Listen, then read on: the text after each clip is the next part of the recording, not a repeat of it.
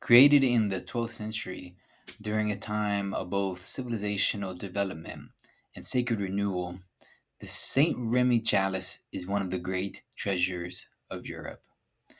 It was not only the sacred vessel used in the coronation of the kings of France, but it also manifests the confluence of worlds, the classical past, the Christian revelation, the medieval synthesis, and even a hint of the coming Gothic innovations. Although it is today associated with the famous Gothic Cathedral of Reims, it was originally made before this building was constructed. In the 12th century, the earlier Romanesque cathedral stood where this Gothic building is today. And we know what it looks like through artifacts like this seal, which features its likeness from the time. The form of the chalice, rooted in the Byzantine and Merovingian traditions, is not accidental.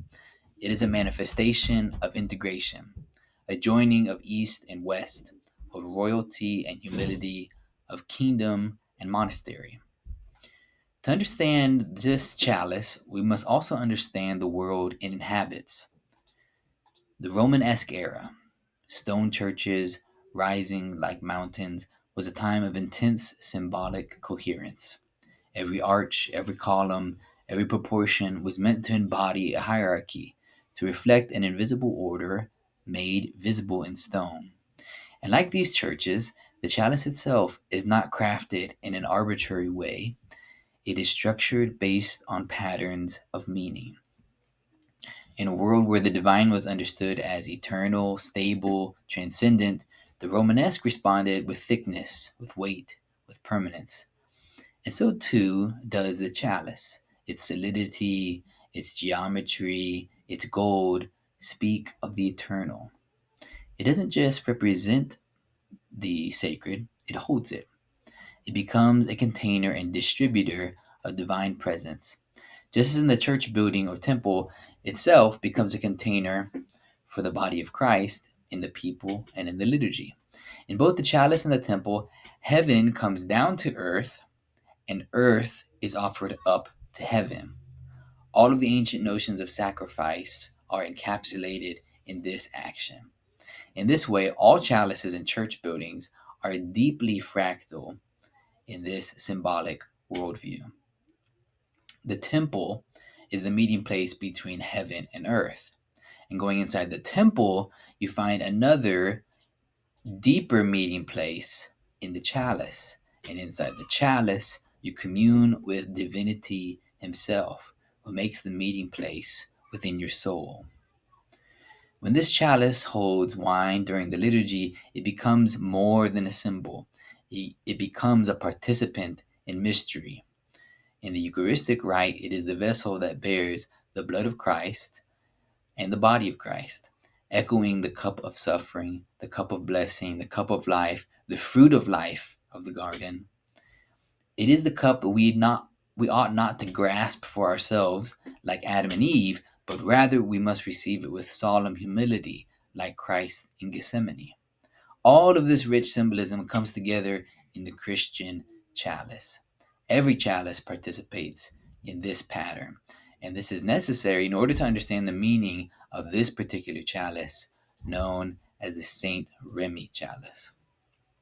The Saint Remy chalice shows continuity with earlier styles of chalice from the early Byzantine and Carolingian periods, like the Tassilo chalice of the 8th century, and it's featured here in the Anglo-Saxon chalice family.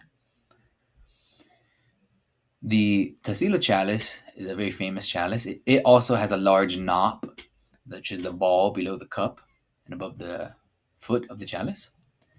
It is large and adorned with geometric patterns, like the St. Remy chalice.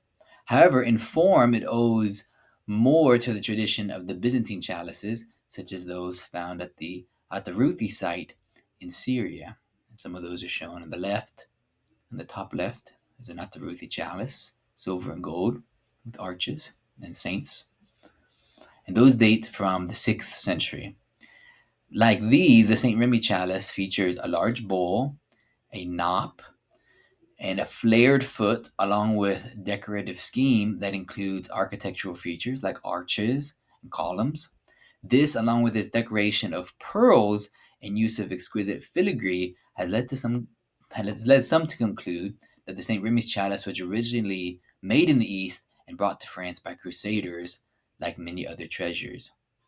An example of that would be like the Romanesque chalice in the bottom left, which is also from the East and brought to Venice by crusaders. Either way, the St. Remy chalice and Romanesque chalices in general, um, they also innovate in several ways.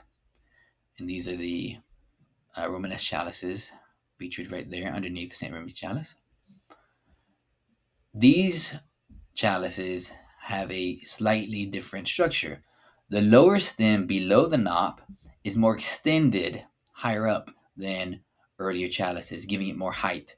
In addition, both the cup and the foot are wider than any other chalices that came before it. Whereas in the earlier Byzantine chalices, the foot was articulated separately from the lower stem, in the St. Remy's chalice, there is a smooth transition by use of the flared form. The knop is also much larger than the earlier Byzantine models and is more heavily decorated with enamels, and precious stones, and pearls. The overall impression is that of wideness, oneness, and solidity covered in glory. The earlier Byzantine chalices give the impression of almost top heaviness, where the foot is very small in comparison to the bowl. There is more of a stability in the Romanesque chalices simply by having a wider foot and a wider bowl go along with it. There are a few surprises, however, in the St. Remy's chalice that may leave students of sacred vessels scratching their heads. In the spaces under the arches of the bowl of the chalice, many Romanesque and pre Romanesque pieces prominently feature icons of Christ and the saints here. You can look at the St. Thrudpert chalice and the Ataruthi chalices as examples. However, in the St. Remy's chalice, these spaces are bare gold. It begs the question if there were once medallions of saints intended for these places, but perhaps they've been lost. A similar question is raised when looking at the rim of the cup. Many chalices include inscriptions engraved here that cite a passage of the gospel referencing the Last Supper, or even a dedication from the person who made or commissioned the object. However, in the St. Remy's chalice, the rim is again bare. Perhaps it was left unadorned for future use, or perhaps it was left unadorned to leave space for communicants taking communion. On the other hand, since the foot bears an inscription warning the viewer against removing the chalice from the Church of St. Remy, it could be that no other inscription was deemed necessary. And there you can see it says, "Whoever seizes this chalice and by any means removes it from this church, St. Remy, is anathema. Amen." Let's look at some of the details of the more decorative elements of the chalice, starting with the enamels. You can see the enamels serve as important functions in the design of this chalice. They occupy the position of columns on the bowl, where they appear as vertical rectangles, and as the triangular pendentives between the arches. On the foot, they echo the columns and pendentives of the bowl. You can see them right there. And on the knop, the enamels serve a different function. On the knop, the enamels are diamond shape and feature unique cruciform patterns in varying colors and shapes. In every case, the enamels are treated like cabochons, and they are attached to the chalice by serrated bezels. You can see even here, they're not perfect. They've been through some hard times. You can see they're kind of bent, the bezels that surround the enamels. It's a neat little note of their authenticity. It's not perfect like a A modern replica would try to make it perfect, but this is original. The stones appear at the points of the enamels, as if the enamels are pointing to these stones. They also mark the apexes of the arches on both the bowl and the foot. On the knop, they again appear between the corners of the diamond-shaped enamels. Blue, red, and green gemstones are featured. They're likely corals, chalcedony, emeralds, garnets, and sapphires. There's even what appears to be a Roman intaglio stone set in the foot. I think these are fascinating little points of continuity with the ancient world. The medievals seem to love reusing these carved stones, which are from signet rings, frequently, and they inserted them into many, many early medieval gold and silver work pieces, gospel covers, reliquaries, and here chalices. In the medieval worldview, the choice of stones was not arbitrary. The meaning and virtues of stones were understood in the lapidary tradition that was inherited and expanded from antiquity. The most famous source on this tradition is the Liber Lapidum by Marbode del Rennes, writing in the 11th century. In this document, he describes sapphires, which feature on this chalice prominently. He describes them in this way. The sapphire is ideal for kings to wear, shining gloriously like the pure sky. None is greater in virtue or beauty, and it invigorates the body and preserves health. Its wearer is immune to deceit, overcomes envy, and fears nothing. It is said to free prisoners, open locked doors, and break chains. And it cools internal heat, restrains profuse sweating, heals ulcers when crushed and applied with milk, cleanses the eyes and soothes headaches, and treats tongue disorders. Its wearer must be chaste. Fascinating. It's actually also written in verse form in the original Latin of the book. And this particular book, Liber Lapidum, was one of the most famous lapidaries and the most influential and most commonly copied of the lapidary tradition. And the lapidary tradition shows us that the choice of sapphires is especially significant in this chalice since it primarily was reserved for use at the coronation liturgy of the kings of France. And since sapphires were associated with the clear blue sky, the heavens, it makes sense that they are related to the things above. Today, in our post Enlightenment ideology, however, many will scoff at the ancient idea that minerals may impart spiritual virtues or even physical cures when touched. However, with only a little critical thinking, you will realize that we still actually hold to this ancient idea in practice to some extent, if not as a conscious proposition. So, for example, when a man proposes marriage to his bride to be, nowadays he's expected to give her a diamond set in gold engagement rings or a ring. Those two materials mean something. Imagine if instead of a diamond ring, he gave her a gravel rock set in an aluminum coke tab, for example. It's not the same, is it? It does not mean the same thing. You can understand it on this basic level of association, and you're well on your way to getting closer to the ancient symbolic worldview. The bride wants the inherent qualities of the diamond: its hardness, it won't chip, it shines, it reflects light, it is rare, as well as its financial value, but all of those qualities associated with non physical qualities of permanence, priority of attention, commitment of resources, and so on. So, does wearing a diamond transfer those qualities to the bride? Well, you can see that this is true by thinking of it in its inverse. If a fiance takes off the ring and gives it back, what does that mean? It means there is no permanence, no priority, no commitment. The marriage is off. The relationship between the diamond and the marriage is not that of a mechanical cause, but instead it has to do with the formal and teleological causes. In other words, its participative meaning. And may have noticed that in the quote about sapphires in the Liber Lapidum, It indicates that in order for the virtues of the stone to transfer, the wearer must be chaste. That's very interesting. These kind of requirements are common in the lapidary tradition. This points to the fact that the meaning or the benefit is participative and not mechanical. The virtues associated with the stones are available to the wearer only if they participate in the virtues.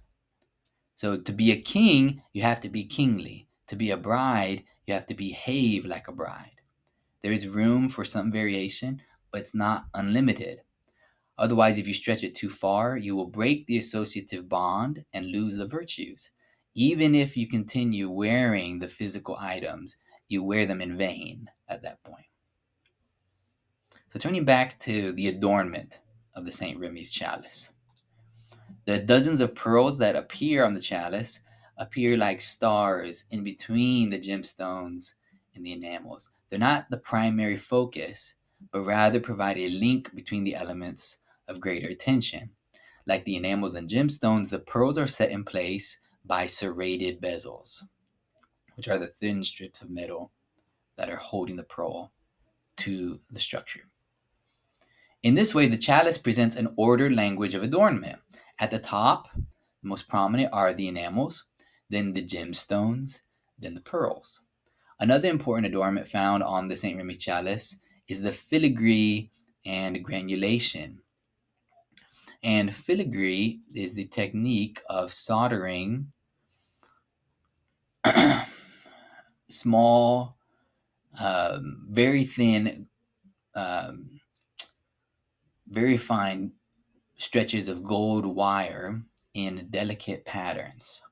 And granulation is the fusion or soldering of small gold spheres together. Both techniques are often used in conjunction to create elaborate and finely textured designs. And the two techniques appear frequently in ancient and medieval gold and silver work. And even to this day, in many folk traditions, they continue using this. In the chalice, the filigree granulation appears in delicate floral bands.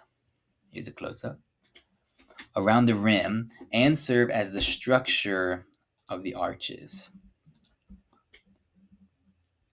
In the narrow space between the knop and the base of the bowl, there are several small filigree pine cone like objects right there in spirals of filigree, twisted filigree wire. And these pine cones project outwards between small gold scallops. These minute details are almost hidden under the shadow of the bowl and are visible only to the close inspection or to the priest holding the chalice, but they add texture and nuance. The filigree and granulation serve the function of the broad architectural lines that a church building must have, but in this chalice they are not emphasized. The filigree is also the same color as the background, which is gold. There is no niello or liver of sulfur in the background to darken it and make the filigree pop, as in other styles of gold and silver work. Like this example. On the left, there's no darkened background. That's like the St. Remy's chalice. Another technique is to apply a patina or niello or liver of sulfur in the background to contrast with the relief design.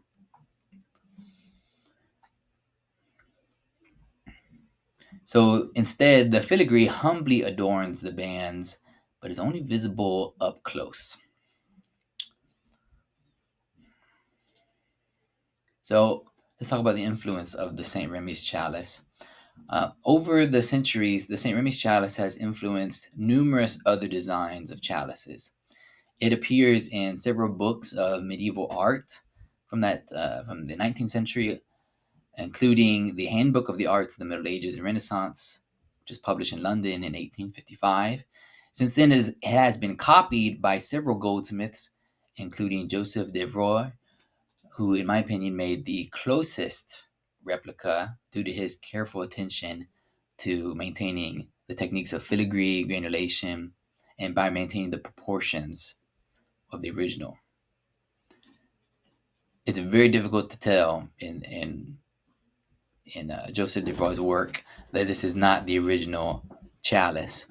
One of the details that gives it away, though, is that um, the rim of the chalice at the top has a slight lip that is not there in the original.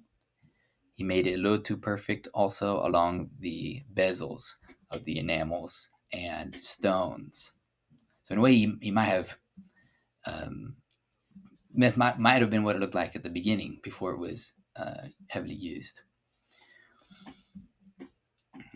Another replica is found in the Église des Soldats in Paris, but this one has greatly reduced the quality of craftsmanship by utilizing the technique of casting instead of filigree and granulation.